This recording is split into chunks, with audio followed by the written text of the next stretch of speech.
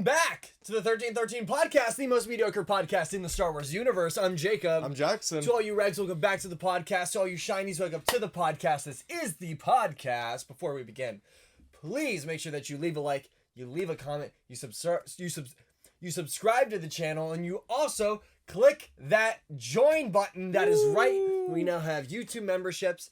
And just if you want to support the podcast in another way other than Patreon, we have the YouTube memberships. It's 99 cents a month. You get access to some stickers and channel badges and all that, and like priority checkups on comments and things like that. As well as when videos go up, you may be able to get them early. I don't know how that works yet, so we're gonna figure that out together. But channel memberships are up. So if you want to support us for not only 99 cents a month, you can do that. Or you can go above and beyond and support the podcast and support us on Patreon. There we have 3 tiers, 3 ways to support, with our highest tier being the Gungan Boss tier. And that's how you get entered into our monthly giveaway. And next month, we're going to be giving away something. We got to work on it. You got to figure that out. But other than that too, we also unlocked the ability to do a super thanks, which is similar to a super chat that you would see in a live stream video, but this is a way that if you liked one of our videos a whole lot, you can do a donation on that. Cool. That's all that we have on that. Also, if you haven't already, make sure that you're following us on all of our social media, that being Instagram, Twitter, TikTok, and Twitch. And how's it going, Jackson? How's your week been? See, this week's been a little bit busy, going back to work, so every day's kind of the same thing of gym, work, go home, sleep, and then just recycle, go back to the same stuff, but getting a day off in a little bit. My hours are only so whack this week because one of our coworkers quit. Thank God we can say that now because she's gone. Yeah. How about your week, Jacob? My week's been fine. I didn't do too much. I went and hung out with Delilah's extended family. Her father and her grandparents and her aunt and all that stuff. So I spent 2 days out towards Pittsburgh area with them. That was pretty cool. Went to the original Quaker Steak and Lube. Nice. You got a macaroni and cheeseburger. Those are always fire. It was homemade mac and cheese on it, which was pretty lit. The one at the Thirsty Pony outside Cedar Point that was so Thirsty better. Pony. Thirsty Pony's Thirsty definitely Pony was goated. If you're in the Ohio area, gotta go there for sure. We also saw Barbie this week. I completely forgot about that for a second. I've seen it twice now. When did you see it again? It was at the drive-in. Oh yeah. Because the drive-in, it was because the drive-in near our house is they do double features, so it was Barbie and Indiana Jones, and I went because I just wanted to see Indiana Jones again. But I'm Knuff, you are Knuff, we are all Knuff. That movie was funny. If you haven't seen it already, go see Barbie and Oppenheimer. I've yet to see Oppenheimer. I wanted to go see it in IMAX, but I don't think I'll be able to. Want to see it soon, hopefully. Man, this camera is so crooked now that I'm like really looking at it. Really? Like Boba Fett's supposed to be like in the middle over here. We're gonna roll with it. Roll with it. It's fine. We're gonna do it live. But we do have some Star Wars news. Yes. Before we get into our main topic. Biggest piece of Star Wars news for this week. If you do not live under a rock, you would know that the TVC Ghost funding had just went live when we were shooting this last episode. And as of today when we were recording, Wednesday, the Ghost is funded.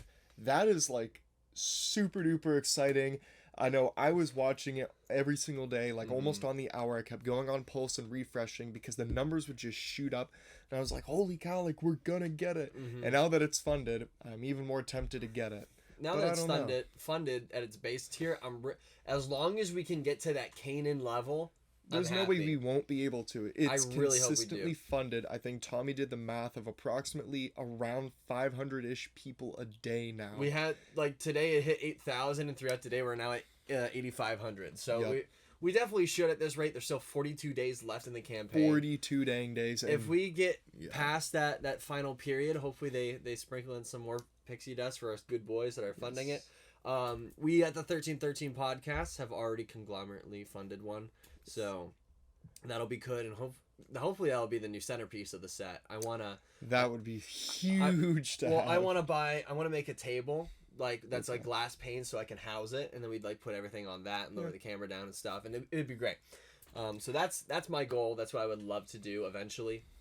That would be pretty dope too, to be honest. But yeah, it says 40 something odd days left for the campaign, and they did it smartly because the funding ends at the beginning of September, but Ahsoka will have already come out. So people who didn't know what it was before or were on the edge of it might see it in Ahsoka, and then I feel like that will you're not getting blessed. That'll make people really start to fund it if they really enjoyed seeing it in Ahsoka. Mm-hmm.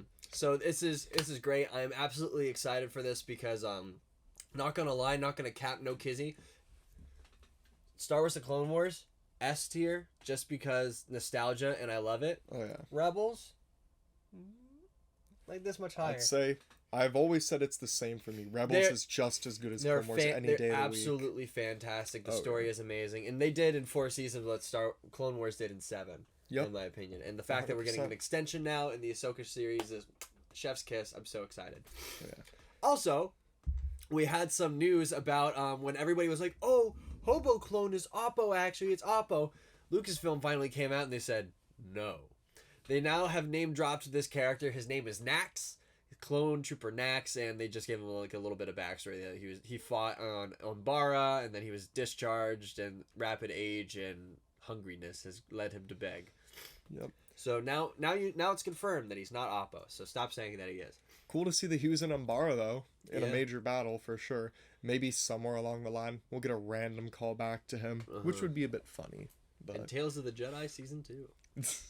But the other big piece of Star Wars news that we had for this week was that Star Wars Outlaws had a demo in kind of a dev Q&A. That's something I didn't get to watch, but I kind of saw a few of the highlights. In one of them was that they were confirming that Jabba the Hutt is like a syndicate head that you can help, like you can help out in the game or betray him. So people on social media are like backing Jabba or not backing Jabba for sure. But I guess we'll have to see as the game releases, because I know there'll definitely be the Hutts and the Pikes, and then the rest of it is kind of up for grabs from there. Mm-hmm. Super duper excited for this game to come out again. Like, really kind of taken aback. We have another big AAA Star Wars game coming right off Jedi Survivor's release, but not going to complain because I'm almost there on Jedi Survivor, and I'll have a nice new game to play coming next year. He's got to finish it. And yeah, Jedi Survivor is my S tier game of the year. It stomped Tears of the Kingdom, quite frankly. What? It absolutely obliterated that game. Dang. Because I was so excited to get through Jedi Survivor, I didn't want to stop. I was always playing it. Tears of the Kingdom, I've like played it and I've taken like a week-long break, and then I play it and then I take like a week-long. It isn't captivating my interest like Jedi Survivor did. Wow. And the story and the mechanics and how that game looks. It also probably helps that I bought a brand new console just to play that game, which gave me an incentive to play it. But nevertheless, that game is game of the year. Maybe if once I finish Zelda, and because the story's really good so far, once I finish it and I get like that overall, like the cherry on top of the finish, maybe I'll see how it fares compared. But as of now, Jedi Survivor's on top, and it's absolutely fantastic. And at the booth at Comic-Con, they had like the little speeder from the game, and they had like a screen in the background, so you could take like a photo op to make it look like you were like flying through the game. That was pretty cool. Yes. But other than that, not a whole lot else of Star Wars news. We are very much excited for Ahsoka, which, if you couldn't tell already, is kind of lead us into our topic of today. Now, we kind of decided what would be something worthwhile talking to fans about that would get people interested and excited for Ahsoka, and that was to talk about who is Thrawn. Do you know who Thrawn is? Do you really know who Thrawn is? For a lot of... Have you read the books? Yeah. Have you watched Rebels? Do you know who Thrawn is? Well, today we're going to answer all your burning questions about Thrawn. Yes. And basically just go over a very general sense of who he is, what he stands for, and moving into Ahsoka, what you can maybe expect from him, and probably my theories of what we're going to see from his character. Yeah, so do you kind of want to kick it off first, maybe about some of the background of Thrawn in the Heir to the Empire books that we had, kind of before we get to this Age of Rebels and books? Sure. So Thrawn initially showed up in the Heir to the Empire series. There's the 3-book trilogy, and then apparently there's 2 more books that have to deal with Thrawn. If I can say, this will probably have Thrawn spoilers. So yeah, if you want to read the books or anything like that. But if you don't want to... So there's 3 books that I have read from the Heir of the Empire, and apparently there's 2 more that I haven't gotten to, but I don't know if Thrawn's really in them. So this is just my understanding of the Heir of the Empire books, and then the 6 canon novels. So the Heir of the Empire is basically Thrawn comes into play because he was one of the Grand Admirals that was actually hidden by the Emperor, because there was supposedly, I think there there was either 6 or 7 of them that were on file through the Death Star and like the the Imperial Palace database. The Imperial Palace, which is now we know as the Jedi Temple from Jedi Survivor, but basically the Rebels headquarters is the Emperor's Palace on Coruscant. And during this time, it just like Thrawn is very much in the background. He's like taking the remnants of the Empire and he's starting to like swing planets back to the Empire just very secretly. He's keeping his presence quite a secret until eventually the Rebels find out who he is. But a big character difference that we see between Thrawn in the Legends novels and the canon, and he's very ruthless. There's at least one occasion that I can remember where Luke Skywalker's doing this this little maneuver where he is flying his X-Wing and then a tractor beam locks onto him. So in order to get out of it, he basically throws the thrusters in reverse, almost destroying his X-Wing, but he loses the tractor beam just for a second, long enough for him to go into hyperspace. And Thrawn decided to kill the person that was working the tractor beam. He just offed him, which is very, very different than what we see from him in Rebels and we see in the books, because Thrawn is a more compassionate and understanding leader in the canon than he is in this. So he's a lot more ruthless. It also helps to distinguish the two because Marc Thompson does a different voice for him in the novel due to the fact that Lars Mikkelsen hadn't done the voice at this point. So his voice is more like this in the books. So it's a very big it was a whiplash for me initially. So but throughout those books, it's explained that Ruch from the canon books and Rebels is part of this race of Nogri, which basically their planet was affected by a fight between the Empire and the Rebels, and ships falling from the sky basically destroyed most of their civilization. It made like a volcano erupt when it like crashed to the planet, and it basically destroyed all their food and all their crops. Darth Vader then came and basically was like, oh, we'll help you rebuild your planet if you give us all your sons and all your men to come and be like our elite, like hidden fighting force. So the Nogri basically are the special ops of the Empire, and they conduct all these missions like off the books, and they basically answer to Vader's will and that stuff. Turns out though that this food that they planted, which is like it's like I forget the name of it, it's like wheelgrass or something, was a strain that was meant to actually suck nutrients from the ground, so the planet couldn't thrive again, which was keeping them in a perpetual loop of servitude. So basically the Empire tricked them into permanent servitude when the Nogri thought that they were gonna be saved at one point. Damn. So this whole plot is uncovered by Princess Leia when she goes there, and they one of the Nogri that was sent to, because Leia's pregnant this entire time with the twins, I forget their names too. I'm doing a really bad job at this. That's all right. We're only focusing on one character today. So basically she's pregnant with the twins, and on multiple occasions, because Jaruith Sabayoth, and if you've heard in other things, basically Luke Skywalker, he is a clone of a Jedi from the Clone Wars era that is going mad because there's if you're half baked a clone or you're around too long, you start to go crazy. So he's basically a mad dark Jedi, because Sith doesn't exist yet at this point in time in like Star Wars timeline of actually being created. So he's crazy. He wants Luke and Leia and the twins so he can twist them and turn them into basically his Jedi servants. So they send the Nogri to go get them because Thrawn's like, keep him happy. We need him for some plan down the road. So one of the Nogri, they smell Leia and they're like, you smell like Darth Vader. You're the I forget the name of it again. They basically have this like ritualistic name for like the heir to Darth Vader. So she's like, oh yeah, that's me, and basically goes and negotiates with them people, lets them know that, hey, you've been deceived, and throughout the story, she turns them to the side of the rebellion to help them out. So basically, through this entire thing, and there's a whole bunch of other characters like Mara Jade and... who needs that? Yeah, Who needs a Mara Jade? In summary, Thrawn is basically trying to strategically win back separate planets and separate systems of the rebellion, and then fully assault. They do like one attack on Coruscant as like a whoop, and then they leave. Basically, they're just trying to overthrow the New Republic. And in the end, due to Leia's efforts in turning the Nogri to the side of the Empire, and a final battle where everybody's trying to fight Sabayoth, and there's a space battle with Thrawn. Rook, who is Thrawn's bodyguard in canon and in Legends, stabs Thrawn in the back and is like, this is payback for the Nogri. Wow. Freaking offs him. And that's how Thrawn dies. And Thrawn dies with a smile. And he's like, it was done so artistically. And he dies. Okay. And then Thrawn's gone. And basically they're still just trying to scoop out the remnants for the rest of the books. And the twins are born happy-go-lucky. The Nogri are basically liberated.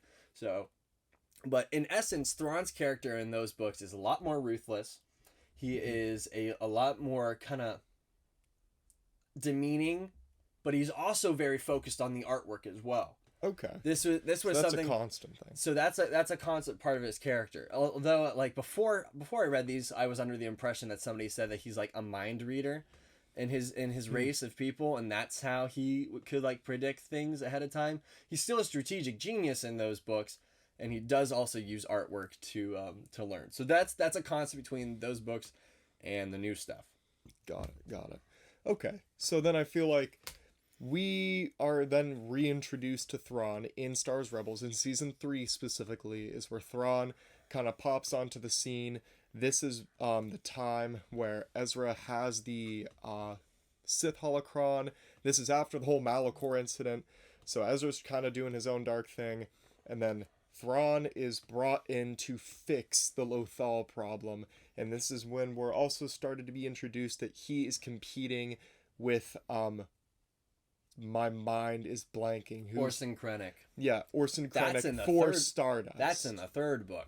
So if we're going with the first Thrawn book, which is also, are we just gonna go? Okay, yeah, let's just go book/Rebels because it intertwines with each other. They happen at the same time for them. So the first three canon Thrawn books that come out are Thrawn Alliance, and Thrawn Treason.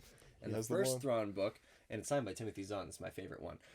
And this one is the collector's edition of I believe it's Greater Good. Watch me. Yeah, it's Lesser Good. Well, Lesser Evil, Greater Good. This is Lesser Evil. My bad. So okay, good then evil for the last ones. But I'm sorry, I'm not a Thrawn expert. Yeah, but the book name. The first three canon books, like he said, take place during the canon Star Wars timeline of Rebels. So the first one happens, and it's the same thing as the Thrawn comics, is a dual story between the uprise of Thrawn being found at where he was expelled from the Chiss people. We'll get into the Ascendancy books in a minute. He was cast out. And he's on this planet, and the Imperials find like what look to be like these ancient artifacts from an unknown people, and they have this protocol from the Clone Wars where they're supposed to collect this and analyze it. And there's like this hut there, and they're like, we have to like figure out what this is. One of the people there though is not Ensign yet, but Eli Vanto, which is training Imperial from like the Outer Rim. So people look down on him because he has like he's like a country talk boy. like this. He's the outsider. He's like the poor kid that's like going to this Imperial Academy and stuff. Well, he's not there yet, but basically because he's familiar with trade languages, he's assigned to really help out with this project, and he's just kind of like annoyed that he has to be there. When this entire thing comes under attack, and in short, they're like, oh, we just got to bring this hut up to our Star Destroyer so we can analyze it there. And Thrawn sneaks aboard because he was there the entire time. He sneaks aboard, and then they capture him. From this, he's like, I want an audience with your Emperor. And they're like, sure, yeah, whatever, because you're an unknown species or whatever. So they take him to the Emperor, where he's like, hey, is Anakin Skywalker still alive? Because me and him were buddies in the Clone Wars, which happens a lot in this book, where you get a twin story between Thrawn and Darth Vader, and Anakin and Thrawn. Yes. But Palpatine's like, nah, he's dead, but you can be in my empire if you want, because I remember you. So basically, he gets sent to the Imperial Academy with Eli Vanto basically being his translator, because Thrawn isn't familiar with basic yet. He's very familiar in like the trade languages and of course the Chiss language as his primary.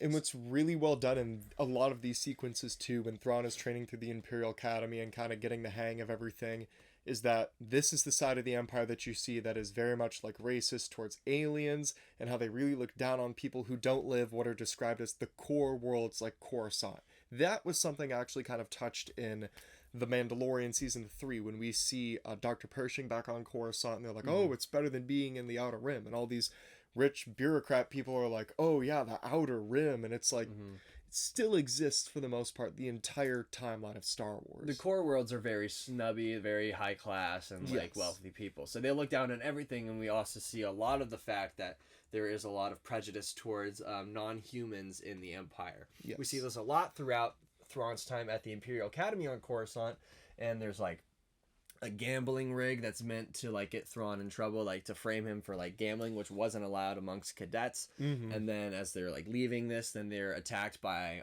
multiple students, as well as one of the instructors is trying to cover it up. Basically they just get through all of that though, and then they get promoted, but Eli stays as an ensign for a lot of the time. He's quite upset about it. But through this, we basically just get multiple, like Thrawn proving himself and climbing the ranks, and Ensign Vanto staying the same, where it gets to this climax at the end where Ensign Vanto doesn't really get promoted, and then Thrawn's like, I have an offering for you, where he meets with some Chiss people, and he's like, you can go and be part of the Chiss Ascendancy and part of their military. That would be pretty cool. I believe that you can help them out greatly, because as we'll talk about later, Thrawn's priority isn't the Empire in the slightest. It's never been. So from that, then we go into alliances. Alliances happens after Thrawn's first defeat in Rebels. Yes, after there is it's the Rebel base where the Bendu is on. I'm blanking on the planet, and I'm typically better at this, so now it's Chopper Base, but it's the failure of Chopper Base where all the rebels escape. So, and that's also where we start to see Thrawn in that is season 3. That's the conclusion of season 3 of Rebels, actually, is the failure to find the rebels on that base, because he's so overconfident now that he has the rebels, and he's like, oh, like I can squish this whole like Lothal, like rebel cell, like group thing, and I'm gonna be like totally the best. So after this defeat, we see the Alliance book, and in the Alliance book, basically the Emperor calls Thrawn and Vader to his chambers. He's like, there's a disturbance in Batuu. You guys got to go check it out together. And Vader is very much, they're in competition with each other for the Emperor's kind of love and affection. They're kind of like at butting heads the entire time. And Vader is holding this defeat well above Thrawn's head. He won't let him live it down. He keeps reminding him of like, you're a loser. Like, you shouldn't be here right now because you lost them stupid rebels. Like, why couldn't you do that? So they're butting heads this entire time. The entire time. And all the officers and stormtroopers are like, damn. Well. Also, I forgot to mention in the first Thrawn book, the twin story of it is the rise of Arinda Pryce from being basically a nobody to being the governor of Lothal. You like her better in the books, but in the show, I hate her. You learn to hate her through the books, because at the beginning she's just like, her family owned Pryce Mining on Lothal, and then the government, the Empire usurped the mine, and they were basically kicked her out. So her only way to like kind of win was she was like, okay, I'll give you the mine if you give me a station on Coruscant. And she started in this low-level office where she worked her way up, being like a senator's assistant, where then she was she was planting illegal data on another senator. I forget who it was, when he found out and basically poisoned her with drugs and was like, oh, I'll just tell them that you're a drug, this like spice is like highly illegal. If it's even found on you, you're going to jail for a ton of time. So like, you're going to put this on your senator's thing instead. And then she gets fired. And I think I forget the senator's name. I feel sorry. I'm bad with names. If Tommy were But here, we're talking about Thrawn. But it doesn't matter. She gets kicked all the way to the bottom, and then she finds dirt on this guy, and then gets all the way back to the top. She's like, "You're gonna make me governor of Lothal, or I'll release this." And he's like, "Sure, yeah, whatever." And then she becomes governor. And she stabs all her friends in the back because she was working for this this like kind of like support group of like refugee assistance and things like that, but the people that were the front of it were actually like dealing illegal data, and she kind of cracks it all down and gets them all in trouble, and because of that she gets her place on Lothal, and then she kind of sees her grow into this ruthless person that you see in Rebels. Her family's mine also was for Doomium to build the Death Star, just so you knew. Doomium for the Death Star and the hulls of Star Destroyers. Yes, that as well. So and then moving now to book 2. Back to alliances, we see Thrawn and Anakin go to Batuu. Thrawn and Darth Vader go to Batuu to find this disturbance, while we also get a twin story of Anakin going to search for Padme on Batuu. Because Padme, one of her handmaidens named Duja, had gone missing. So Padme went all the way out there to find her, where they find her body dead, basically, like in the center of town. And then Padme gets captured and sent on this wild, wacky adventure to find. Let me just summarize the Clone Wars part of the story in one bit. She goes to another planet I can't remember the name of, to an Imperial refining facility of battle droids, where they then find out when Anakin. You mean a Separatist, not an Imperial? Yeah, a Separatist thing where they're building battle droids and all that type of stuff, and Wat Tambor's there, and he's just and there's basically another guy that's like the same people as Count Dooku. I can't. Sorry. And she goes there and she's basically unraveling the Separatist plot of this facility and this mining facility. When Thrawn and Anakin go to find her, turns out this facility is specializing in making these battle droids that are coated in this substance that can deactivate lightsabers. Yes. And they're like, oh, they're gonna use this to win the war and such. And while they're going through this refinery, basically trying to like destroy it, they find a secret chamber that contains clone armor, which is also coated in the same material that can turn off lightsabers. And at the time, Anakin was like, this is going to be used to like have battle droids infiltrate like the Jedi Temple. But in reality, it was one of the constituent plans of Order 66 to have lightsaber-proof clones that couldn't be killed by the Jedi. Yeah. So also showed that Wat Tambor was in on the plot. Mm-hmm. And so basically through all that, Thrawn is just kind of like, yeah, I'm here, I'm helping. And then Thrawn takes the shield generator and like dips. And everybody's like, what the heck? And then he comes back to help get Anakin and Padme off the planet. And then Anakin blows up the entire facility and the mine and basically ruins the lives of hundreds of thousands of people that worked exclusively in the mines. And but hey, I'm Luke Skywalker and I saved the day. Anakin Skywalker. So basically, so that in short, that's what happens then. And then on the other side of it, basically Thrawn and Anakin Thrawn and Vader go on this big long adventure to find out what this disturbance is. And you know what? Quite frankly, I cannot remember what the disturbance was. I can't remember what the disturbance was because it wasn't even that big of a deal to begin with. Because I read the book and I was like, that was it. It was like hyperspace people that were like in not carbon freezing, but in like cryogenically sleeping. And like they had like force sensitive children. Oh, wasn't it the Chiss chicks? Yes, okay. It was the Chiss girls. That was it. Okay, that's actually a big thing because in the Chiss society, they have their big thing is in the chaos and in the ascendancy. The reason why the Chiss are so notorious for being having a military advantage over everybody is because they have what is called Skywalkers. I know, funny name, where it's Chiss children that are force sensitive that have the ability. Only girls and boys. It's just children that have the ability to navigate through the chaos and through hyperspace without needing a hyperspace computer because that wasn't invented at this time. So then other people would have to hire navigators and things like that, or they can only travel jump by jump in small points in time, where the Chiss could travel long distances way faster and way more efficient. And this was a coveted secret of their people. Yes. Now, so Thrawn... Vader finds it out too. Yeah, Vader's like, you can't have this. And Thrawn's like, if you hush, I'll give you brownie points. So basically, he convinces Darth Vader to be quiet about it. Vader, let a real one slide on this. So basically, he convinces Vader to let these children go back to the Ascendancy and to keep their existence quiet because the Ascendancy is like most coveted secret. The Emperor knows all of this, by the way, and he's just trying to find out where Thrawn's allegiance really is. And also throughout this entire time, Thrawn basically figures out that Darth Vader is Anakin. And references it on multiple occasions, and Vader's like, no. I think that's the funny part of the book too, is that they go to locations that Thrawn and Anakin were, and he's like, remember when we were here? And he's like, huh? And then he's like, oh, nothing. Because I was thinking about somebody else. Yeah, think about but that's like my favorite part of the whole book is like Thrawn knows it's Anakin the entire time. So then we get to Thrawn treason.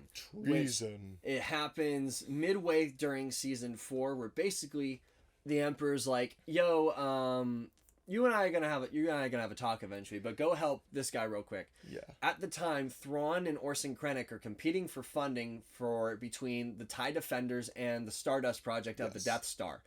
Thrawn believes that the Death Star is a waste of money because you're putting all your resources into one area rather than spreading it out amongst a fleet of TIE Defenders that can travel through hyperspace, have shields. They're basically faster than X-Wings. They're technologically superior to any ship that the Rebellion has and can wipe out entire fleets of them super easily And he was like, that was proven in Rebels too. If we have a fleet of this, it's gonna be way better than throwing all our assets into one big thing that if it goes boom, you're done. So the entire time it's Thrawn and Orson Krennic competing for funding, but Krennic is losing his shipments of Dunium and things like that. Turns out that there's like pirates taking it, and there's like these Minox that are like these like hordes of bat things in space. They're basically you remember the Minox from Empire Strikes Back? Yeah, basically they're acting as distractions and sucking electricity off ships, leaving them stranded, and then pulling them out of hyperspace at different locations. All that aside, though, throughout this entire book, it's just delving into what the Stardust Project is, and then Thrawn finds out that it's the Death Star, and when he asks the Emperor about it, he's like, yeah, no, but I do know about the Skywalkers, and I do know about you interacting with the Chiss, and we're going to have a long talk when you're done dealing with these rebels. And it moves into the final battle between Thrawn and Ezra, right over Lothal, which if Thrawn succeeded and came back, the Emperor was probably going to kill Thrawn. Oh, yeah. See, this is also why Thrawn is very, very much prevalent in season 3 of Rebels, because then he's like, this is who the final bad guy is, like yada yada. But then this is why when we transition to season 4 of Rebels, Thrawn's like almost not in the picture in some sequences. Like he's there in the beginning, I think, but then there's this gap of him not being there. And yes, the Rebels go to Mandalore and they do other missions too, but like Jacob was saying, at this time he's worrying about the Starbuck. Yeah, Stardust Project. He's competing with Krennic for all this, and this is why he arrives only for the final battle for the Rebels, and why he wasn't there originally. And so, as we see with that final battle, Ezra decides to make the sacrifice that Thrawn can never predict, and sacrifice himself by using the Purgles to shoot Thrawn's Star Destroyer, the Chimera, into Lord knows where in hyperspace. And so this is where we are seeing like the stuff with Rebels of like, Ezra's still out there, but Thrawn somehow made it, which is a bit confusing because maybe they got shot in two separate areas. No, they both were just chilling together. They were like cast away, and like Thrawn was Tom Hanks and Ezra was Wilson, and they just were chilling on an island together somewhere in space. But okay, so this is where and I'm going to do a really, really brief summary of the Ascendancy novels. So we can and I'll chime in here and there, because I only halfway got through the Ascendancy novels, but I agreed for Jacob to talk about the rest of it because I wanted to be on the show. So the Ascendancy novels are basically the story of the upbringing of Thrawn, going through the ranks of the Chiss Ascendancy. Yes. They have like a certain military force that acts outside of the Ascendancy and the Chaos, the Expansionary Defense Fleet, and their entire job is to search the galaxy for other threats that may be coming towards the Ascendancy, trying to get in their way and all that stuff. But one of the biggest things is they have this thing about against preemptive strike, so the Chiss can never attack first. If once attacked, then they can go against. What this gets Thrawn in trouble like 90% of the time. Also because he does it. And there's 9 ruling families among the Chiss. There's the Myth, there's the Arizi, there's more that I can't remember. Let me just look it up so I can give you the deets. Thrawn is of House Myth. Do you want to say what Thrawn's full name is? Because the Chiss name encompasses their family, their name. They have their prime name, which is a mixture of their. Basically, you have like, you know how we have first name, last name, and your last name is like your family name? They have family name, first name, suffix. So, Thrawn is part of the Myth, so that makes him Mithron Eurodo. So, Eurodo is the suffix, Thrawn is his core name, Myth is his family. Yes. So, it's very kind of hard to distinguish sometimes with names, because at certain points, like with Admiral Aralani, her name, because she gets chosen into the, I believe she becomes the Myth. She becomes a member of the Myth family. No, she is part of the Arizi family. Oh, my bad. So at the beginning of the book, when you first meet her in Memories, she has a different family name at the beginning, because there's 9 ruling families, and then there's tons of other families under it that don't mean anything.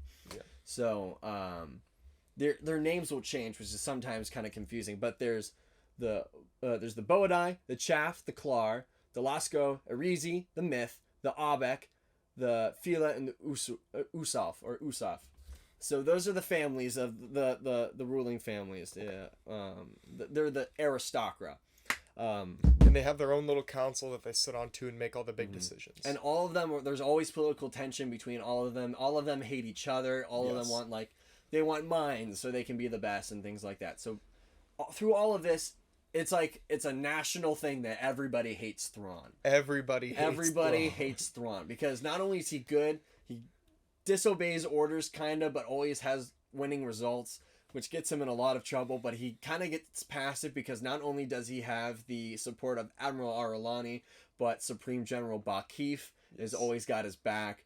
So there's a lot of that. Basically, lots of the story of this is Thrawn's going through the expansionary defense fleet hierarchy, rising to greatness, and as you see on the cover of this book, his descent into being exiled from the ascendancy. Basically, in the final book, there's like this big thing where he's like, "I'm gonna strike first because I know this guy's bad, and it's what's best for the ascendancy, and it's gonna save the day." And I'm not gonna say a lot about that because he hasn't got to it yet. Just say it.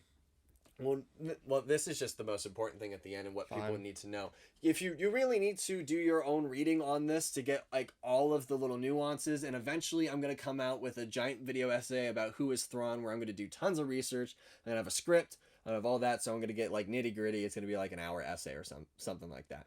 But at the end, basically everybody votes Thrawn out. They vote him off the island. They're like, preemptive strike, you're done. They strip him of all of his medals. Everything. They're like, you're done, bud. So in this time, that's what you can see on this cover right here, is him being stripped of all of his medals and all of his ranks. But while this is happening for his exile, they're like, yo, this Empire thing is kind of on the rise out in the chaos. So Ar'alani and Bakif give him this secret mission, basically, to watch over the Empire, infiltrate it, and assess whether or not it's going to be a threat to the ascendancy. So this is where I'm conflicted about what we're going to see in the Ahsoka show. Yes. Because with the books, how these go, it makes a lot of sense for Thrawn to not care about the Empire anymore. Because the Empire is done and the Emperor's gone. He swore his allegiance to the Emperor. But they're still trying to re-arise up. So, but that doesn't make sense to me just because the Emperor's gone. Thrawn swore his allegiance to the Emperor and the Empire. But his main allegiance is to the Ascendancy. I don't know if he's just not going back because he's been exiled and he's not allowed back on the playground, or if he truly is trying to reinstate the Empire and like control it so that he can merge it with the Ascendancy and have it become a whole nother thing, or if he's trying to rule it on top just to like for his own personal goals now, or whether he's just trying to honor his code still. Or this is getting confusing. What if even the Ascendancy has seen the fall of the Empire and no longer assesses them as a threat of the chaos, which is the core stuff that we see in Star Wars, no longer assesses them a threat of the chaos, so then Thrawn must prove himself to rejoin. Threat of the Ascendancy. The chaos is everything outside my bad. Well, yeah, a threat in the chaos. Yeah. The chaos isn't going to affect the Ascendancy anymore, so Thrawn has to make it a big deal and be like, oh, but by the way, I control it, and I now control the chaos, so therefore I should try to control the chaos and Ascendancy. I don't think he would go so far as to try to rule the Ascendancy. I would like to see, though, at some point, like, with Thrawn taking over and things like that, I would love it if this actually turned into, like, it merged with the Ascendancy. If we got to see Eli Vanto and that would be and awesome. Admiral Ar'alani and like other Chiss people in this rather than just Thrawn, I would love it. Or if they even just made like a separate thing like happening in the Ascendancy, it would be awesome because these books are fantastic. They're really good. They're a lot of fun to read for sure.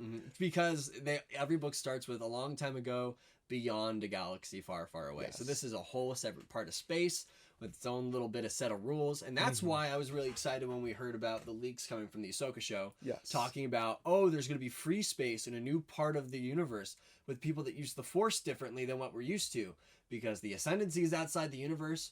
It's considered in wild space, aka the chaos, and the Skywalkers only use the Force for navigation, which is different than we've ever seen. Yeah. As well as there being Void Walkers, which are the people in the Navigation Guild, which are basically just navigators for hire that can touch the beyond, is what they call it, instead of the Force, and navigate through the chaos and through the Ascendancy.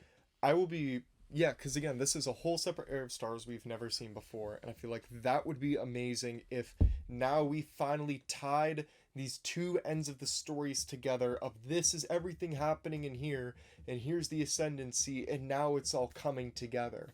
And now both of these societies finally meet for the first time, because the ascendancy, as it's referenced many times in the book, just watched the Clone Wars from afar.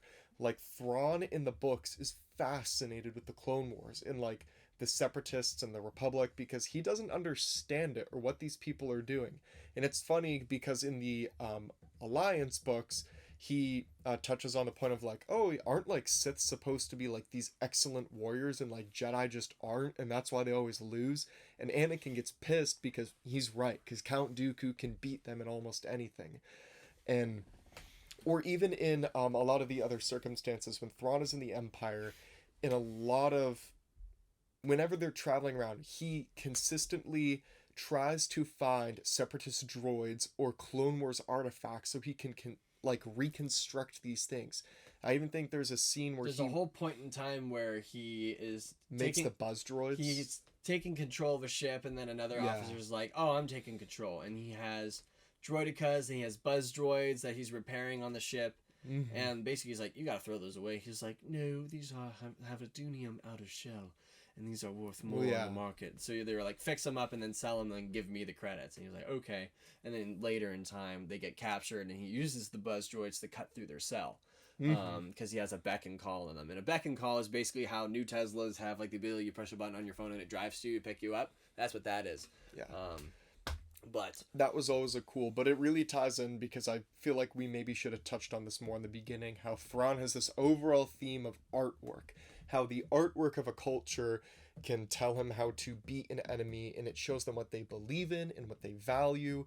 And there's plenty of situations where he looks at like all these different cultures and puts it together.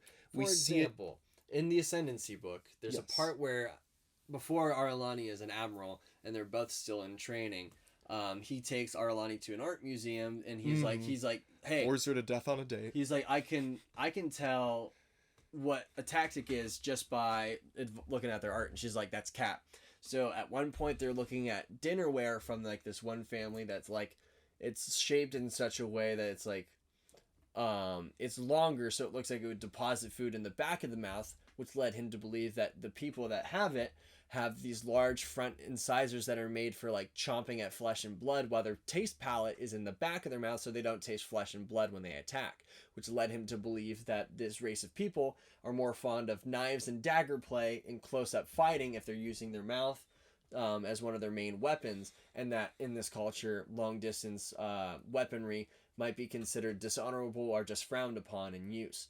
So he's basically boring Ar'alani with this, and she's like, okay, so let's go back to my bedroom, and I have these wire sculptures. This is how she talks in the Marc Thompson book. I have these wire sculptures that I make, and if you can analyze my sculptures, then you and I will go to the dojo, and we will fight, and we shall see who wins.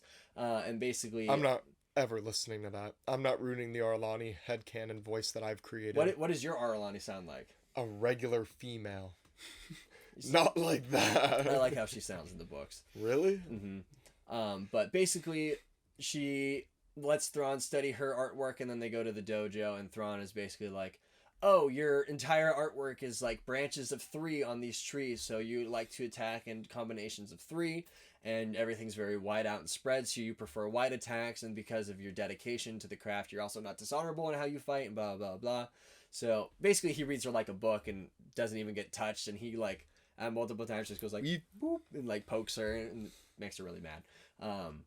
But no, Thrawn is a tactician, and he's just got to look at your crayon drawings and go, all right, this kid likes 9/11, Colt 9/11, 9mm, not the tragedy. My bad. Not and the tragedy, Jackson. We see him in Rebels do the same thing with Hera's Calicori, because he stays at Hera's father's place because he knows Hera will return, because he understands the pricelessness of a Calicori and the meaning to the family. So he's able to capture her that way.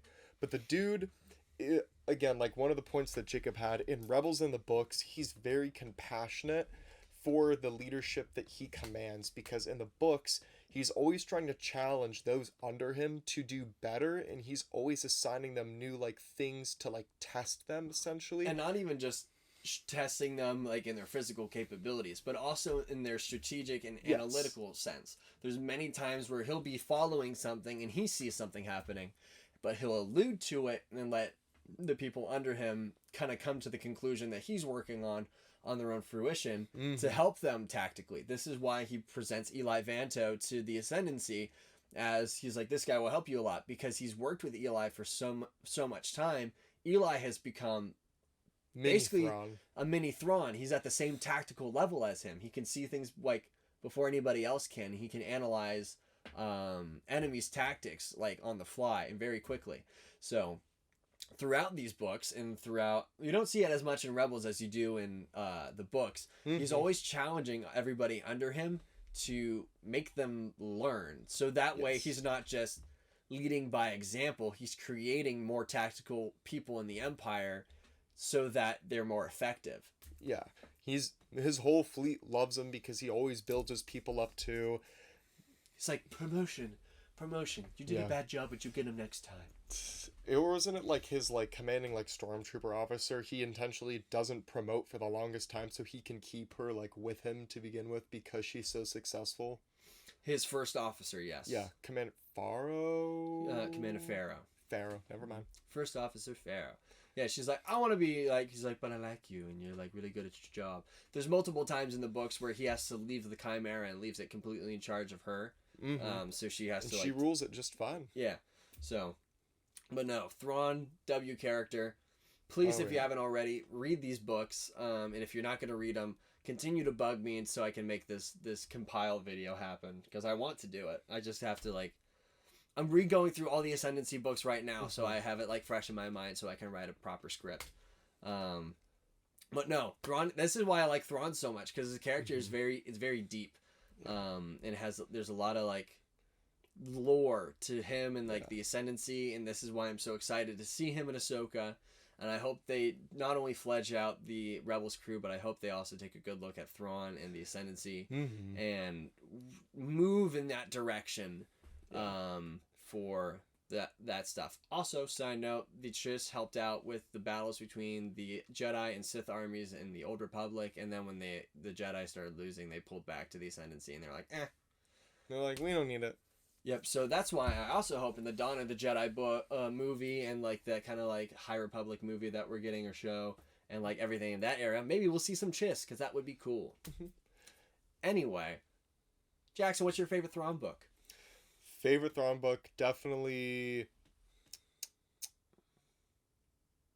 I'll say the first one, just because, I mean, it's the beginning of the story, and I really like a lot of the elements in it as well. Alliances is right there next to it. I'm in Greater Good right now, which is the second to last in the book, because it almost works like a trilogy. It works as a trilogy because there's three. There's three of the... There's OT and then there's prequels. OT and prequel for the Thrawn books, too. I'm in the middle of the second to last book, like I said. I just kind of fell off because in a lot of circumstances, it's a lot of names and a lot of just politics, and it was hard for me to keep up on sometimes. That's why you got to listen to it, because with the different voices that Marc Thompson gives these characters, it helps so much with keeping up. Because if I was just reading it, because that's why I got lost in Lord of the Rings. There's lots of names and lots of things that are happening that's like, it's just too much at some points. If you listen to it, the distinction of the voices and the sound effects in the context of just hearing it happen makes it so much easier to digest and so much easier to understand. I still have the books and I bought them, so I want to finish it. You can read along while listening to it. We'll see if I'll be stubborn or not. But yeah, no. I gave you access to my entire audio library.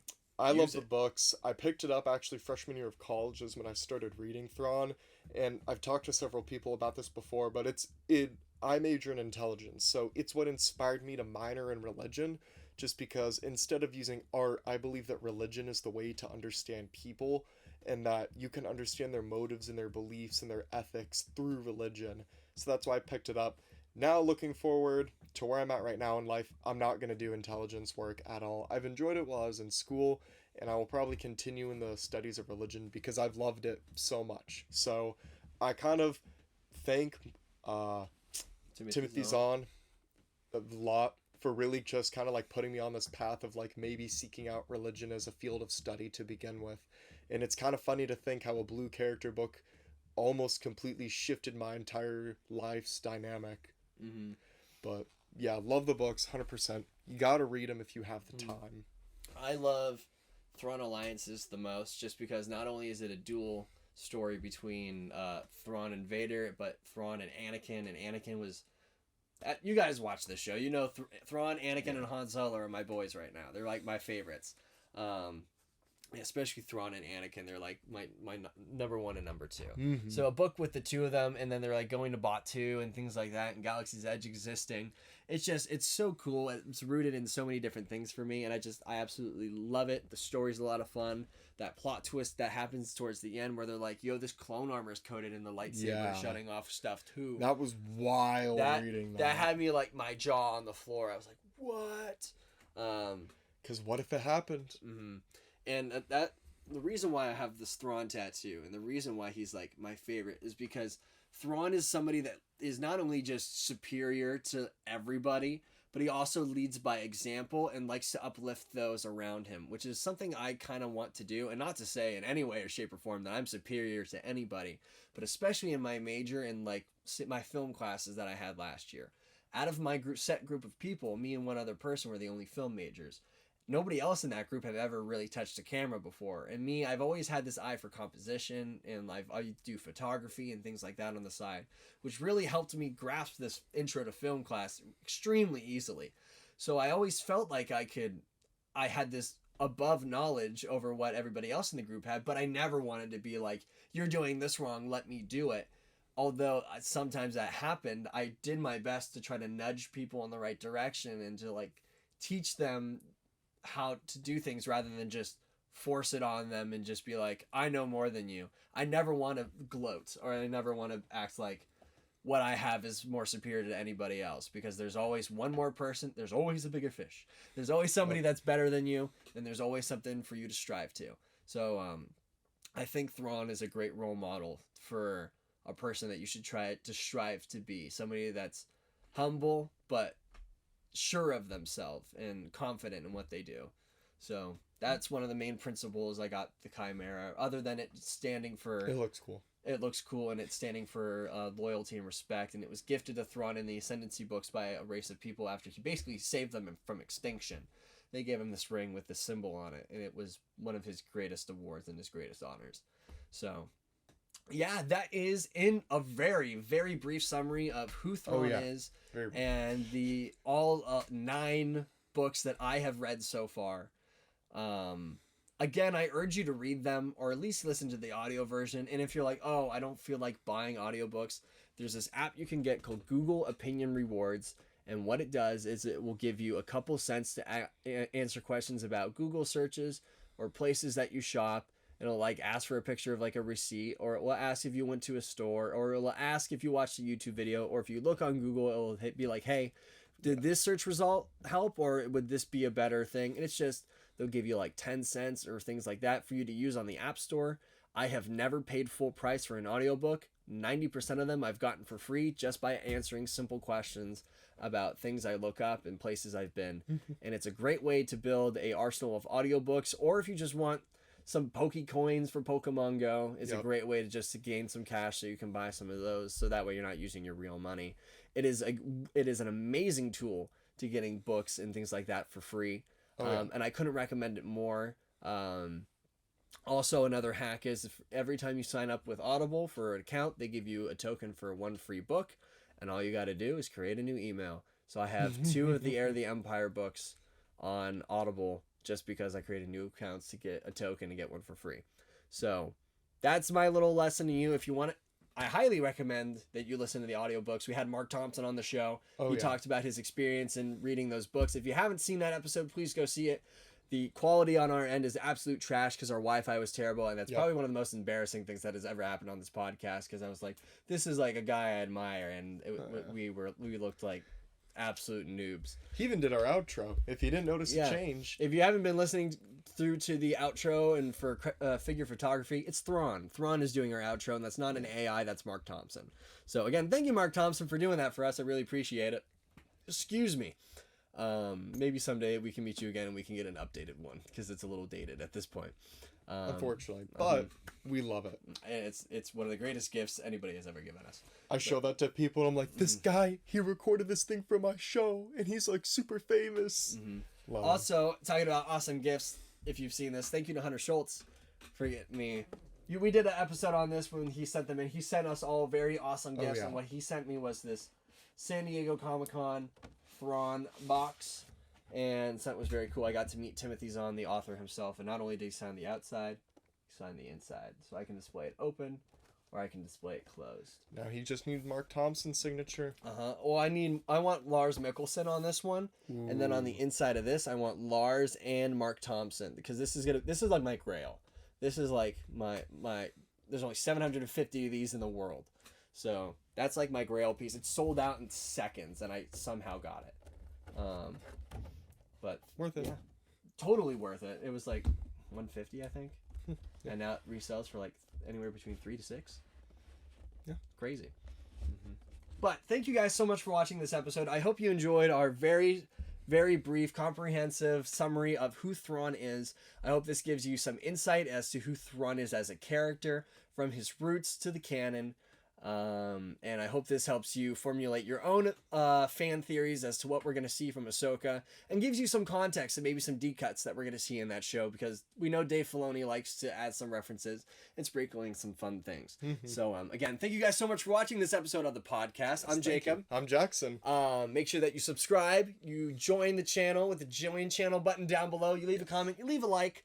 If you are a channel member, leave some funny emojis down below that now exist to your disposal to make everybody jealous that they don't have those emojis. Flex on them with the emojis, man. Exactly. Also follow us on Instagram, Twitter, TikTok, Twitch, and support us on Patreon. And join our Discord. Link is down below. Thank you guys so much for watching this episode, and we will see you all next time. See y'all. Goodbye. Greetings. Subscribe to the 1313 podcast. And if you'd like some absolutely fire merchandise, make sure to check out the Teespring linked below, and please use your datapad to follow us on all social media that can be located on the HoloNet. Also, be sure to support us on Patreon if you would be so inclined. May Warrior's fortune smile upon you.